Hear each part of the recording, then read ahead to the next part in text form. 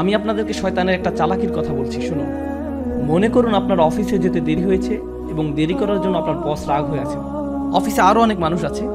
আপনি এরকম সময় কি করেন? আপনি সকলের নজর এড়িয়ে নিজের টেবিলে গিয়ে বসেন। আপনি তখন বসের সাথে দেখা করতে চান না।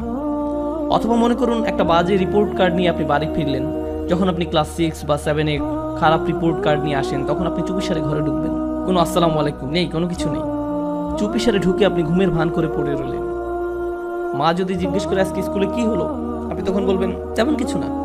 আপনি যখন কাউকে হতাশ করেন তখন তার থেকে দূরে দূরে থাকেন, এটাই স্বাভাবিক। এই ক্ষেত্রে যখন আমরা অশ্লীল কাজ করি, নিজেদের উপর জুলুম করি, তখন আমরা কাকে হতাশ করি? আল্লাহ আযজা ওয়া জাল্লাকে। আপনি আল্লাহকে অসন্তুষ্ট করেন, শয়তান তখন এর সুযোগ নেয়। আপনার কাছে এসে সে বলে, তুমি এখন আবার সালাহ পড়তে যাবে? ভণ্ড, তুমি এসব অশ্লীল কাজ করে এসেছো, এখন আবার একটা ক্লাস করতে যাবে? এখন তুমি ইবাদত করতে যাবে? তুমি তো দুমুখ মানুষ। তখন সে বলে, হ্যাঁ আমি তো দুমুখ মানুষ, আমার সালাহ পড়া উচিত হবে না। শয়তান আপনার গুনাহের সুযোগ নিয়ে আল্লাহর কাছ থেকে আপনাকে আরো দূরে সরিয়ে রাখে। আপনি তখন আল্লাহর সামনে দাঁড়াতে বিব্রত বোধ করেন। কিন্তু একজন সত্যিকারের মুত্তাকি যখন ভুল কিছু করে, তৎক্ষণাৎ সে কি করে? সে আল্লাহকে স্মরণ করে। যাকারুল্লাহ ফাস্তাগফিরু লিযুনুবিহি, তারপর তার আল্লাহর কাছে ক্ষমা চেয়ে নেয়। এখানে জুনুব শব্দটা দিয়ে পাপ বোঝানো হচ্ছে, যা এসেছে জানাব থেকে।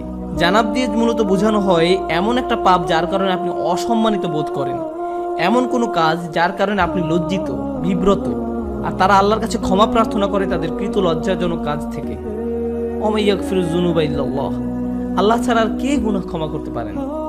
আপনি আর কার কাছে যাবেন? কোথায় যাবেন? আল্লাহ ছাড়া আর কে জানে আপনি আর আমি কি কি ভুল করেছি। আমাদের গুনাহের খাতায় বহু জিনিস আছে যা আল্লাহ প্রকাশ করেননি, শুধু আল্লাহই সেসব জানেন। সেসবের জন্য আল্লাহর কাছে আমাদের ক্ষমা চাইতে হবে। জান্নাতে যারা যাবে তাদের বর্ণনায় যেসব বৈশিষ্ট্য এসেছে তার মাঝে এটাই প্রধান বৈশিষ্ট্য। উলাইকা লাহুম জান্নাতুন তাজরি মিন তাহতিহাল আনহারু খালিদিনা ফিহা, তাদের জন্য প্রতিদান হলো তাদের পালনকর্তার পক্ষ থেকে ক্ষমা এবং জান্নাত, যা তলদেশে প্রবাহিত হচ্ছে প্রস্রবণ। এখানে যে শেষ কথাটি আপনাদের আমি বলবো, আমার ফ্যামিলির সাথে একবার শপিং মলে গিয়েছিলাম। সেখানে এক মা তার ছেলেকে ভীষণ বকা দিচ্ছিলেন, আর ছেলেটা চিৎকার করে কাঁদছিল। মা ছেলেকে কষে একটা চড়ও বসিয়ে দিল। কিন্তু আপনি জানেন বাচ্চাটা তারপরও কার কাছে গেল? এরপরও বাচ্চাটা মাকেই ধরে রইল, তার মাকে ছাড়ছে না। চারপাশে সব কিম্ভূত কিমাকার বিশাল বিশাল অচেনা মানুষ, সে তাদের কাছে যেতে চায় না। যদিও তার মা তার উপর রাগ হয়েছে, হতাশ হয়েছে, তাকে বকা দিচ্ছে, কিন্তু তার আশ্রয় সুরক্ষা সে কার কাছে পাবে? তার মায়ের কাছে। এই দৃশ্য আমাকে ভাবিয়েছে, সুবহানাল্লাহ। যখন আমি আপনি গুনাহ করি, যখন আমরা আল্লাহকে হতাশ করি, তার অবাধ্য হই, আমরা কার কাছে যাব? আমাদের আর কোথাও যাওয়ার আছে? আমাদের আর কোথায় যাওয়ার আছে?